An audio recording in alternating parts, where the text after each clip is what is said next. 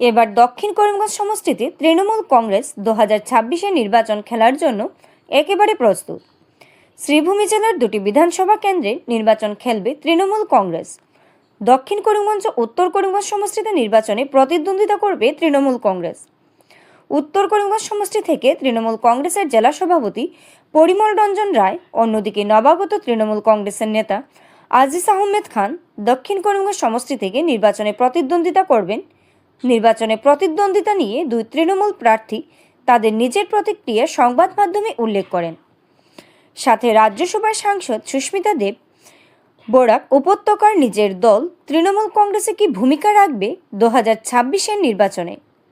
আজ শ্রীভূমি জেলা কার্যালয়ে দক্ষিণ করিমগঞ্জের প্রার্থী আজিজ আহমেদ খান আনুষ্ঠানিকভাবে যোগদানের পর এই কথা উল্লেখ করেন। তিনি আনুষ্ঠানিকভাবে আজিজ আহমেদ খান প্রায় 200 অধিক সমর্থক নিয়ে যোগদান করলেন তৃণমূল কংগ্রেসে। মেম্বারশিপ আজিজ আহমেদ খান সাহেব, ওনাকে আমি স্বাগতম জানাচ্ছি। এছাড়া ওনার সঙ্গে অনেক বিশিষ্ট ব্যক্তিরা, কর্মীরা, এজিপি, বিজেপি, কংগ্রেস থেকে ওনার সঙ্গে যোগদান করেছেন। এবং এটা বলতে হবে যে আমি ওনাকে বলেছি যে আজকে একটু ছোট করে করেন, আমাদের অফিসটা ছোট। উনি বলছেন উনি 10,000 মানুষ নিয়ে করবেন। এটা আমাদের শক্তি প্রদর্শনের সময় না, শক্তি প্রদর্শন আমাদের ইভিএম মেশিনের মধ্যে করতে হবে। ওনাকে আমি ওয়েলকাম জানাচ্ছি। এবং কিছুদিন আগে আমি এখানে এই অফিসে, পার্টি অফিসে এসে আপনাদের সঙ্গে দেখা করেছিলাম আর বলেছিলাম যে মমতা বন্দ্যোপাধ্যায় মাননীয় মুখ্যমন্ত্রী ওয়েস্ট বেঙ্গলের এবং আমাদের চেয়ারপারসনের নেতৃত্বে আমরা করিমগঞ্জের বিধানসভাতে প্রতিদ্বন্দ্বিতা করব। তখন আমার কাছে অ্যাপ্রুভাল ছিল না কোন কোন সিট, কিন্তু এখন আমি আমার নেত্রীর পারমিশন নিয়ে, অনুমতি নিয়ে ঘোষণা করলাম যে নর্থ করিমগঞ্জ থেকে পরিমল রঞ্জন রয় দাঁড়াবেন আমাদের ওয়ার্কিং প্রেসিডেন্ট, এবং সাউথ করিমগঞ্জ থেকে আজিজ আহমেদ খান সাহেব আমাদের মনোনীত প্রার্থী হিসাবে দাঁড়াবেন। আমার শুভেচ্ছা রইল, আমার ফুল সহযোগিতা থাকবে। এবং আমার বিশ্বাস যে যে পরিস্থিতিটা তৈরি হয়েছে নর্থ আর সাউথ করিমগঞ্জে, বাকি দলের প্রার্থীর তালিকা আপনারা দেখেছেন যে কিভাবে টিকিট দেওয়া হয়েছে। এটা এই দুটো টিকিট আমি মমতা বন্দ্যোপাধ্যায়কে কেন রেকমেন্ডেশন করেছি, আমাদের কাছে পুরো গ্রাউন্ড রিপোর্ট আছে। আমরা যে আমি তৃণমূলে আজকে গতকালকেই মেম্বারশিপটা নিয়ে নিচ্ছি, কিন্তু আজকে অফিসিয়ালি জয়েন করেছি। আমার অত্যন্ত খুশি যে আমার দক্ষিণ করিমগঞ্জ সমষ্টির জনগণ আমাকে বলছে যে আপনি তৃণমূল থেকে টিকিট লড়ে নিন, আমরা সবাই আপনাকে ভোট দিয়ে দিব এবং আপনাকে আসাম বিধানসভায় পাঠিয়ে দিব। যার কারণেই আমি এসেছি। বিগত দিনে তো কর্মী হিসাবে দল আমাকে নমিনেশন দিয়েছে উত্তর করিমগঞ্জ। সেই জন্য দলের আমাদের সর্বভারতীয় নেত্রী মমতা বন্দ্যোপাধ্যায় এবং অভিষেক ব্যানার্জি আমাদের সর্বভারতীয় সাধারণ সম্পাদককে আমরা ধন্যবাদ দিই। আসামের নেতৃত্বে থাকা সুস্মিতা দেব আজকে এখানে এসে মিটিং করে নমিনেশন আমাদেরকে দিয়ে গেছেন। আমরা দলের মর্যাদা রাখব এবং তাদের নেতৃত্বের প্রতি অটুট বিশ্বাস রেখে আগামী দিনে আমাদের নির্বাচনী লড়াই আমরা লড়ব।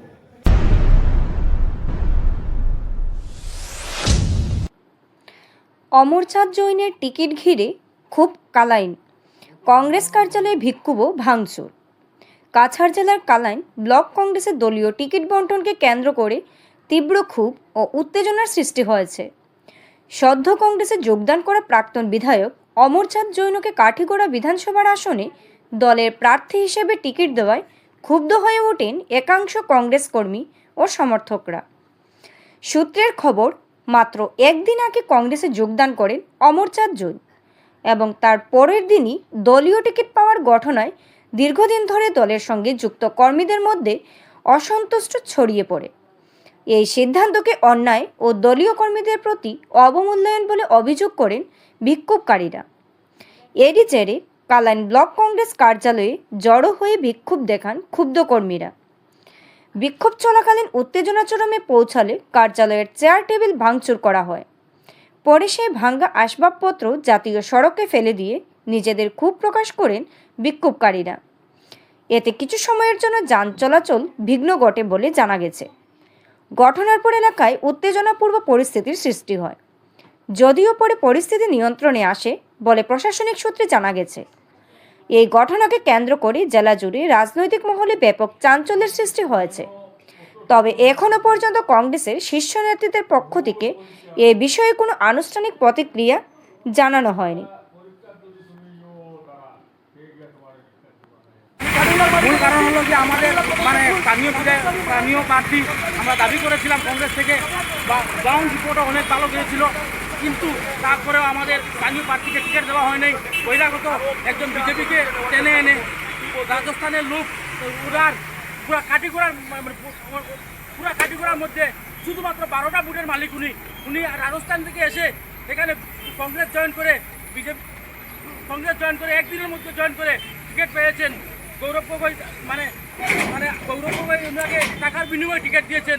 উনি অনেক টাকার যদি প্রয়োজন হতো তাহলে কাটিগড়ার লোককে বলতেন আমরা টাকা দিয়ে দিতাম কংগ্রেসকে, কিন্তু আজকে কংগ্রেস টাকার বিনিময়ে অমরচন্দ্রকে টিকিট দিয়েছে। আমরা কখনো এটা মেনে নিব না।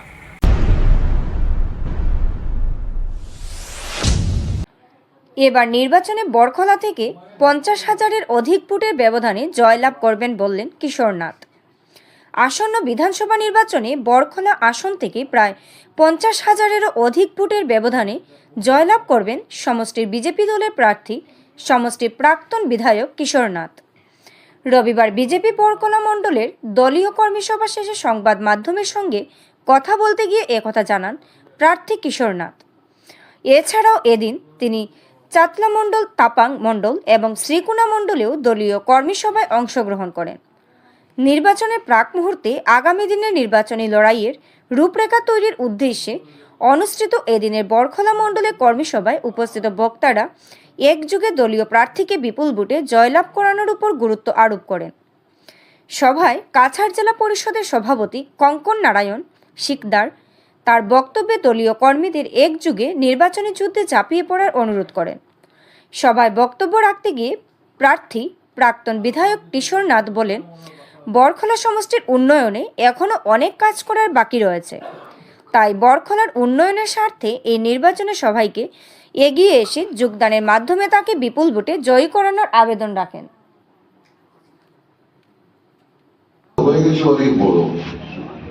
অনেক বড়, এত বড় আমাদের বরাকের ভিতরে আর নেই। সবচেয়ে বড় সমষ্টি হলো বরখলা সমষ্টি। আপনারা তো জানেন যে তাপাং এবং চাতলা দুইটা অঞ্চল, কিছু অঞ্চল এসছে সোনাই থেকে, কিছু আলগাপুর থেকে, এবং এই দিকে কিছু অংশ এসছে কাঠিগড়া থেকে, এবং অল্প অংশ এসছে শিলচর থেকে। সব জায়গা থেকে এসে আমাদের এলাকাটা অনেক বড় হয়েছে। একটা জায়গায় একবার মিটিং করলে আরেকটা জায়গায় আবার সেই জায়গায় আরেকটা মিটিং করা, সেটা সম্ভব হচ্ছে না। দেখুন, এই 2026 নির্বাচনের জন্য আমরা প্রত্যাশী অনেকেই ছিলাম, 4-5 জনই ছিলাম। দিন তো পার্টিতে টিকিট তো দেবে একটাই, টিকিট তো একটাই হবে, সেটা সবার জানা আছে। প্রত্যাশী 5-6 জন থাকতে পারেন, কিন্তু সবার মনে জানা আছে পার্টি টিকিট তো দেবে একটাই, বাকিরা সেটা মেনে নিতে লাগবে। তাই সবাই আগে থেকে প্রস্তুতি ছিলেন, যেই পাবেন উনি পাবেন, বাকিরা ওনার সঙ্গে দলের হয়ে কাজ করবেন। যেটা নাকি 2021-এ আমার সঙ্গে হয়েছিল, সেটা তো আপনাদের সবাই জানা আছে। সিটিং এমএলএ ছিলাম, তারপর দল যখন আমাকে টিকিট দেয়নি, তারপরও তো আমি দলের হয়ে আমি কাজ করে গেছি। দলের হয়ে দল আমাকে বিভিন্ন সময় বিভিন্ন জায়গায় পাঠিয়েছে, হাইলাকান্দি জেলার প্রভারী দিয়েছে, বরাক।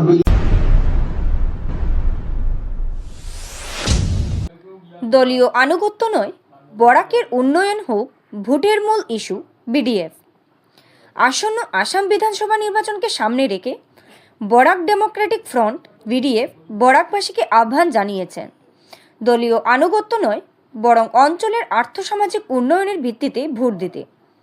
ফ্রন্টের মুখ্য আহ্বায়ক প্রদীপ দত্ত রায় বলেন, বেকারত্ব সহ বরাকের জ্বলন্ত সমস্যাগুলি নিয়ে প্রার্থী ও ভোটারদের আরও সক্রিয় হতে হবে। এবং প্রার্থীদের কাছ থেকে সুনির্দিষ্ট প্রতিশ্রুতি আদায় করতে হবে।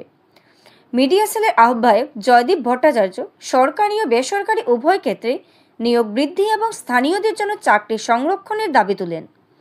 অন্যদিকে আহ্বায়ক ঋষিকেশ দে শিল্প, কৃষি ও বাণিজ্যের উন্নয়নের মাধ্যমে কর্মসংস্থান বাড়ানোর উপর জোর দেন। বিডিএফ জানিয়েছে, আগামী দিনেও বরাক উপত্যকার বিভিন্ন সমস্যা ধারাবাহিকভাবে তুলে ধরা হবে। যে সম্ভাবনা ছিল সেটা একদম সীমিত হয়ে পড়েছে। আমরা দেখেছি যে জাগিরোড, যেখানে মানে কাগজ কলের জমি ছিল, সেখানে একটা সেমিকন্ডাক্টর প্ল্যান্ট হয়েছে। বরাকে 5 গ্রামের যে পরিত্যক্ত জায়গা আছে সেখানে একটা ইন্ডাস্ট্রিয়াল হাব করার কথা ছিল, সেখানেও কোনো উদ্যোগ নেই। বরাক উপত্যকায় বিভিন্ন প্রাকৃতিক সম্পদ রয়েছে, তার মধ্যে চা রয়েছে, তার মধ্যে বাঁশ রয়েছে, বাঁশ বেত রয়েছে, তার মধ্যে প্রাকৃতিক গ্যাস রয়েছে, আরো বিভিন্ন জিনিস রয়েছে। এখানে উপযুক্ত মানব সম্পদ রয়েছে। এইগুলোর যদি যথোপযুক্ত ব্যবস্থা সুযোগ নেওয়া যেত, তাহলে এখানে নিয়োগের সম্ভাবনা তৈরি হওয়ার প্রচুর সম্ভাবনা ছিল। কিন্তু ঘটনাটা হচ্ছে গিয়ে এই ব্যাপারে কোনো পরিকল্পিত উদ্যোগ নেই। আমরা বলছি যে যারা আগামী বিধানসভায় ভোটে দাঁড়াচ্ছেন, যারা নির্বাচিত হয়ে যাবেন, তাদের আগে এই ব্যাপার নিয়ে তাদের অবস্থান। আসামে আগামী 9 এপ্রিল বিধানসভার নির্বাচন অনুষ্ঠিত হতে চলেছে। এই নির্বাচনকে সামনে রেখে বিভিন্ন রাজনৈতিক দলগুলো যে ধরনের কর্মকাণ্ড শুরু করেছে, দল বদল এবং কাদা ছোড়াছুড়ি, আমার মনে হয় ভারতবর্ষের রাজনৈতিক ইতিহাসে আসামের স্থান হবে প্রথম। এই দলবদলের রাজনীতি মানুষ ভালোভাবে গ্রহণ করেনি। বিশেষ করে আমরা বরাক উপত্যকার কথা বলছি, কোনো রাজনৈতিক দল এখনো পর্যন্ত বরাকের যেসব জ্বলন্ত সমস্যাগুলো আছে সেগুলো নিয়ে কেউ কোনো কথা বলছে না। আমরা বরাক ডেমোক্রেটিক ফ্রন্ট, তাই আমরা এই আসন্ন নির্বাচনে আমরা নিরপেক্ষতা বজায় রাখব এবং আমরা দেখব যে বরাক উপত্যকার জ্বলন্ত সমস্যাগুলো নিয়ে কোন দল কি ভূমিকা নেয়, কি প্রতিশ্রুতি দেয়, সেটার উপর আমরা জনগণকে আগামী দিনে আবেদন করব ভোট দেওয়ার জন্য। বরাকে এই মুহূর্তে সব থেকে জ্বলন্ত সমস্যা হচ্ছে বেকার সমস্যা। রাজ্যে এই বরাক উপত্যকায় রেজিস্টার আনএমপ্লয়েড ইউথ হচ্ছে 4 লক্ষ, মানে আর বেসরকারিভাবে অন্তত 5 লক্ষ হবে। তাদের কোনো চাকরি নেই। 3rd গ্রেড 4th গ্রেডের চাকরি বরাক উপত্যকা রিজার্ভ করা হবে বলে গত বিধানসভা নির্বাচনের আগে মুখ্যমন্ত্রী বলে গিয়েছিলেন, কিন্তু বিধানসভায় উনি বলেছেন যে আইনগত অসুবিধার জন্য সেটা দেওয়া যাবে না। 1.5 লক্ষ চাকরি দিয়েছেন বলে মুখ্যমন্ত্রী ঘোষণা করেছেন। বরাক উপত্যকা তথা আসামের বাঙালি আমরা 1/3 30% থাকা অবস্থায় আমাদের যেখানে চাকরি পাওয়ার কথা ছিল 20-25 হাজার, আমরা পেয়েছি মাত্র 2000। এখানে কোনো শিল্প নেই, তাই বরাক উপত্যকার ছেলেমেয়েরা কোথায় যাবে? তাই আমরা প্রত্যেকটা রাজনৈতিক দলকে এবং প্রার্থীদের আমরা এখনই বলে দিচ্ছি, বিধানসভায় গিয়ে বরাকের জ্বলন্ত সমস্যাগুলো নিয়ে যারা কথা বলবেন তারা প্রকাশ্যে জনগণের সামনে ঘোষণা করুন, তারপর জনগণকে আমরা বলবো কাকে ভোট দিতে হবে। আমরা লক্ষ্য করছি আসাম সরকার বিভিন্ন আঁচড়ির মাধ্যমে বিভিন্ন সম্প্রদায়ের মানুষকে আর্থিক অনুদান দিচ্ছেন। সব মিলিয়ে প্রায় 10,000 কোটি টাকা খরচ করেছেন।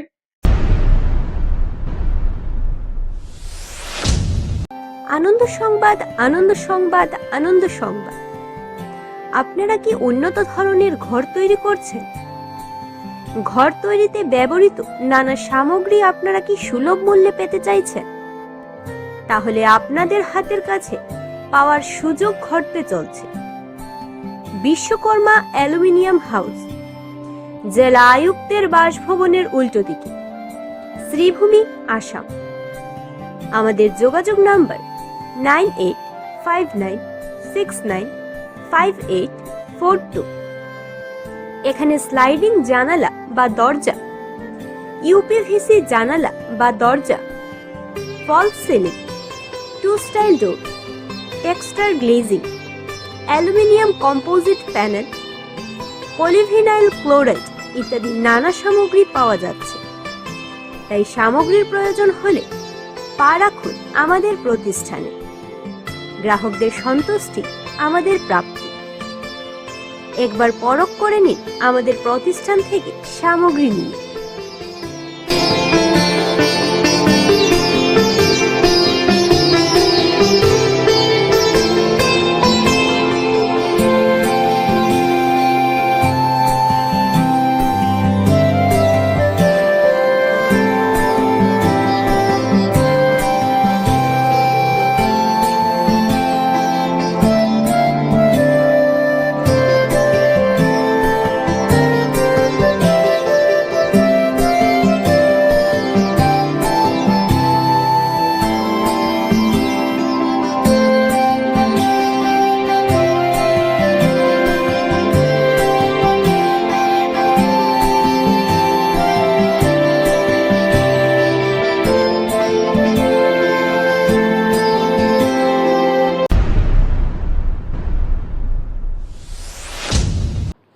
শিলচরে মুখ্যমন্ত্রীর উপস্থিতি নির্বাচনী রণকৌশল নিয়ে গুরুত্বপূর্ণ বৈঠক।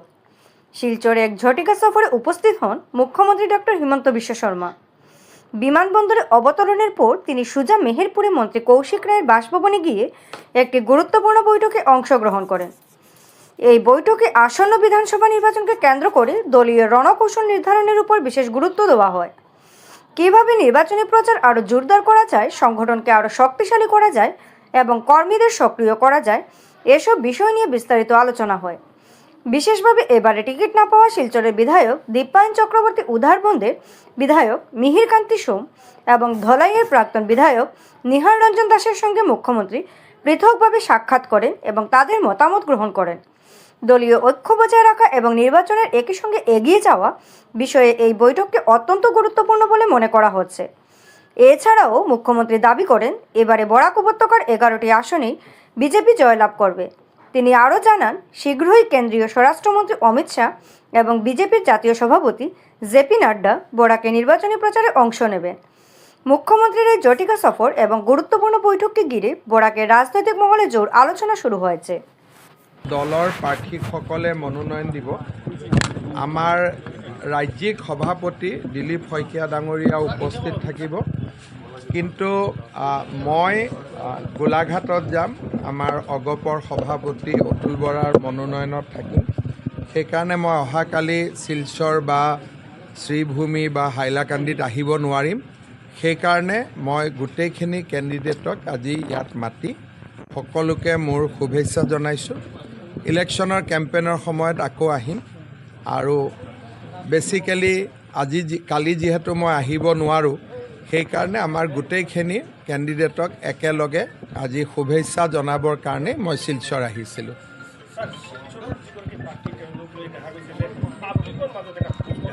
কি কথা কয় ডক্টৰ ৰাজদীপ ৰয়, শিলচৰৰ MP।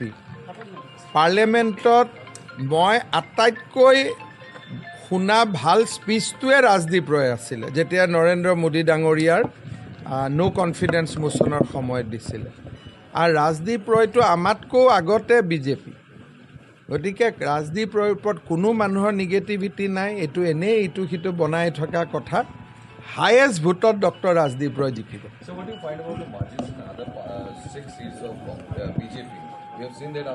I think this time in Kasar will win all the seats. Even Sonai AGP will win. বৰাকত মই আগতে কৈছোঁ যে 10টা সিট আমি আৰামত পাব পাৰোঁ। যদি সোনাইটো জিকি যাওঁ, ইট কেন গো আপ টু 11। একো নাই, কাৰো কোনো ক্ষোভ নাই। কাৰ নাম কওক। নিহাৰ ৰঞ্জন দাস মোৰ লগত বহি আছে, মিহিৰ কান্তি সোম মোৰ লগত বহি আছে, আৰু কাৰ ক্ষোভ? দীপায়ন চক্ৰৱৰ্তীটো মোৰ ভাইয়ে হয়, কোনো ক্ষোভে নাই। তো এইটো আপোনালোকে এইবিলাক খবৰ ক'ত পাই আছে? বৰাক ভেলীত অমিত শ্বাহ ডাঙৰীয়া আহিব, আৰু বাকী আমাৰ নীতিন নবীন ডাঙৰীয়াও আহিব। 1-1.5 দিন পাৰিলে ময়ো আহিম।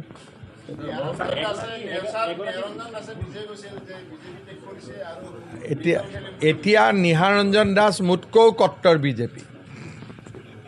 খবৰ কৰি লওক, চব খুচি আছে। আৰু কালি ৰাজদীপ ৰয় মনোনয়ন দিব, দীপায়ন চক্ৰৱৰ্তী যাব, মই দিলীপ পালক ফোনত নাপালোঁ, মই গুৱাহাটীৰ পৰা ফোন কৰিম, চব লগত থাকিব। ইয়াত কোনো 1% ক'তো ইয়াত কোনো অসন্তুষ্টি নাই। ইন বৰাক ভেলী কোন জেগাত পদত্যাগ কৰিছে, আকৌ উঠাই ল'ব। তো হিন্দু মানুহ ক'ত যাব ইয়াতে? না হ'লেতো আমি হিন্দু মানুহগুলা চেজ হৈ যাম ইয়াতে।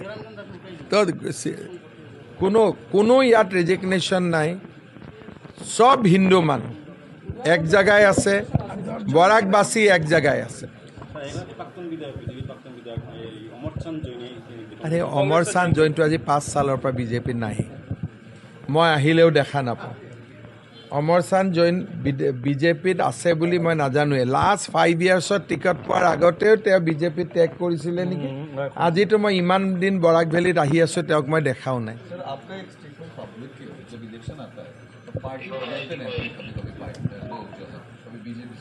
नहीं, यहाँ सब बीजेपी से कोई कांग्रेस नहीं जाते, कांग्रेस से बीजेपी तक आते हैं। टिकट দিব লাগে ভাই, সব হিন্দু মানুহক টিকট দিব লাগে। 11টা পাব পাৰি, 10টাটো কনফার্ম পাম।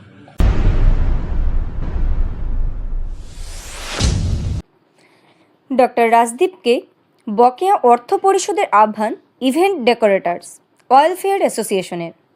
প্রাক্তন সাংসদ ডক্টর রাজদীপ রায় ইভেন্ট ম্যানেজমেন্টের বকেয়া অর্থ পরিশোধ করেননি। বকেয়া অর্থ না পেলে নির্বাচনে ইভেন্ট ম্যানেজমেন্টের কাজ করবেন না শিলচরের ইভেন্ট ডেকোরেটার্স ওয়েলফেয়ার অ্যাসোসিয়েশন।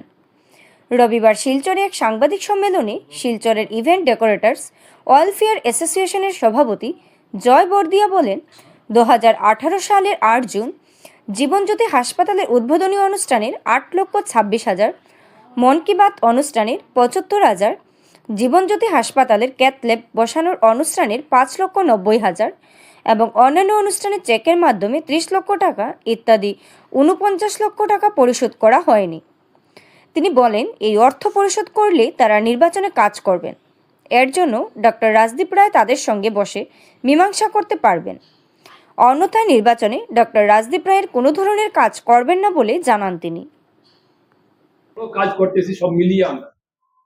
এর জন্য বিজেপির, আমরা হয়তো অনেকে বিজেপি করি, কেউ কংগ্রেস করে, কেউ সিপিএম করে, কিন্তু এখানে পার্টিগত কোনো ব্যাপারই নয়, আমরা সব ব্যবসায়ী। আমরা ব্যবসা নিয়ে আছি। এখানে অন্যরকম মন্তব্য যারা করতে, এটা ঠিক না, একেবারেই ঠিক না। প্রথমে এটাই আমি বলতে চাই,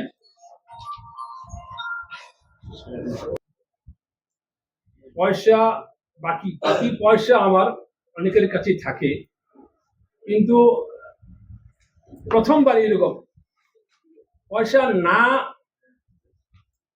পাইয়া জয়ে একটা আবেদন মানে ব্লেম করবো একজনের মানুষের পক্ষে, এটা মনে হয় শিলচরের বুকে বলে একজন দাঁড়িয়ে আমার পাশে আইয়া।